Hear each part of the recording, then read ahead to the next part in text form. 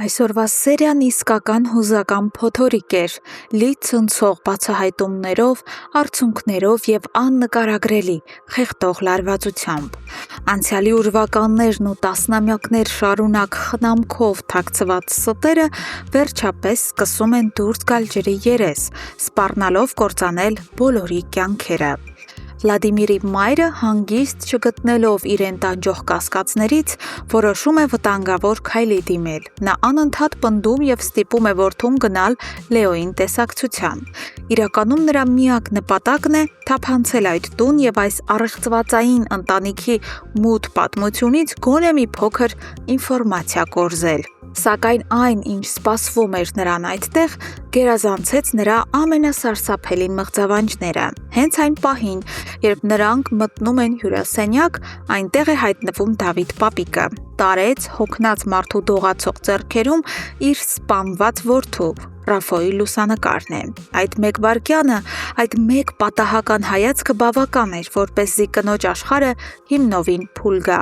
Տեսնելով լուսանկարը, Վլադիմիրի մայրը ակնթարթորեն ճանաչում է դեմքը։ Նրա ինքնազգացողությունը կտրուկ վատանում է։ Նա սկսում է խեղդվել։ Արյունը սառչում է երակներում, և խեղճ կինը ընկնում է կատարյալ անկառավարելի շոկի մեջ։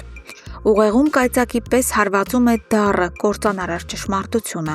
Վլադիմիրի հարազատ հայրը մահացել է, իսկ այս մարդիկ, նրա հարազատ պապիկն ու ընտանիքը, 20 երկարուձիգ տարիներ հուսահատ փնտրել են իրենց արյունակցին։ Բայց մայրն արդեն հայտնվել է իր իսկ ստերի ծուղակում։ Նա նույնիսկ չի կարողանում ձայն հանել կամ արտասվել, ինչպես խոստովանի։ Հո չի կանգնելու և ասի, որ 20 տարի անընդմեջ դաժանաբար ստել է իր որդուն, համոզելով, թե հայրը ստորաբար լքել է նրանց։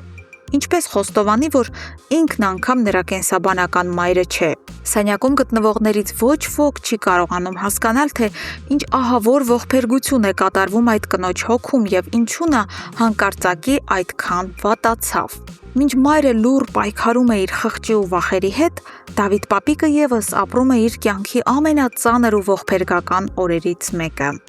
Փողոցում իր անառակ որդու Ավոյի հետ պատահական հանդիպումը ամբողջովին տակնու վրա է արել ծերունու առանց այն էլ վիրավոր հոգին։ Նա խորը շոկի ու ապշանքի մեջ է։ Այդ ճակատագրական հանդիպման ժամանակ Դավիթ պապիկը երկրորդ անգամ շատ ավելի դաժանաբար հրաժարվեց իր որդուց։ Նա խստորեն, առանց աչք թարթելու պահանջեց նրանից, ինչպես 20 տարի առաջ անսիրտ կերպով հեռացավ ու երբեք չվերադարձավ, այնպես էլ հիմա պետք է ընդմիշտ մոռանա իրենց ընտանիքի գոյությունը։ Այս հանդիպումը դանակի պես բացեց հին, չսպիացած վերքերը։ Դավիթ պապիկը ահավոր վիճակում է։ Նա կրկին ու կրկին վերհիշում է այն սև օրերն ու շարունակում է Ռաֆոյի մահվան մեջ մեղադրել հենց Ավոյին։ Իր հերթին Ավոն ևս ահավոր վիճակում է գտնվում։ Հոր սառը, մերժող հայացքն ու խոսքերը կոտրել են նրան։ Նա անտանելի տանջվում է իր մեղքերի ծանրության տակ։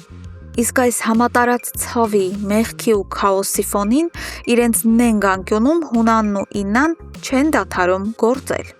Տեսնելով Ավոյի թուլությունն ու խուճապը, Հունանը սառնասրտորեն իր նոր պլաններն է մշակում կնոջ հետ։ Նրանց միակ նպատակն է վերջնականապես պատռել Ավոյի դիմակը, բացահայտել նրան և իմանալ ողջ ճշմարտությունը նրան ծուղակը գցելու համար։ Սիրելի հեռուստադիտողներ, ինչպես եք կարծում, Վլադիմիրի մայրը կկարողանա մինչև վերջ լռել և թաքցնել այս ահռելի գաղտնիքը, թե մի օր խիղճը կխոսի ու նա կխոստովանի ճշմարտությունը։ Անպայման կիսվեք ձեր կարծիքներով և սպասումներով մեկնաբանություններում։ Ձեր տեսակետը մեզ համար շատ կարևոր է։